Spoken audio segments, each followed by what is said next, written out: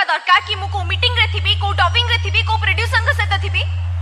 हां मु मानु छी कि तुमे मते मो स्ट्रगल टाइम रे बहुत हेल्प करछो किंतु ता माने नुहे जे तुमे मते दिन राती कॉल करछो। तुम कॉल देखिले मु इरिटेट हे जाउछी डिस्टर्ब हे जाउछी कोनसी काम करि पाउनी। वन मोर थिंग जदि तुमर मो ऊपर एते डाउट ताहले आजिठू एई मुहूर्तरू तम रास्ता अलगा और मो रास्ता अलगा। मते आ जीवन ने केबे भी डिस्टर्ब करिया को चेष्टा करिवनी। कुकुर भलिया होउची कुकुर भलिया होउची कुकुर भलिया होउची। ए सुन ओडिसा रे 100 रु 69 टका मोरी भलिया बे अबे मु कोन दुनिया रे कोनोसी भी टका सही परिबेनी जदि तक गर्लफ्रेंड को के अखी उठे की भी चाहे काहे कि नै सळा टका गुडा निज हृदय रु फल पाई थांती। आ तू कोन कहूचो मु तो ऊपर डाउट करछी तोरी पाई मो लाइफ ता जाली पड़ी बर्बाद हे गला। प्रभु जगन्नाथ को डाकुची तू तो लाइफ रे खुश रे रह। जा जा जा मन भांगी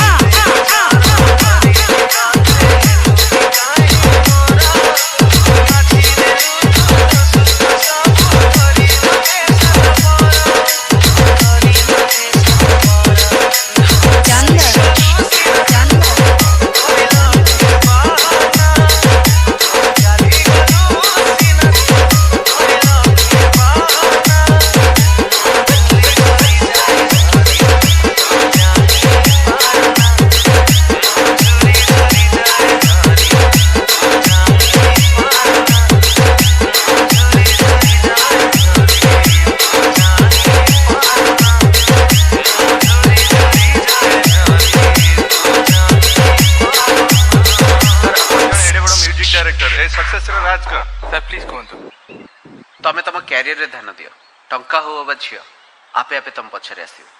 थैंक यू।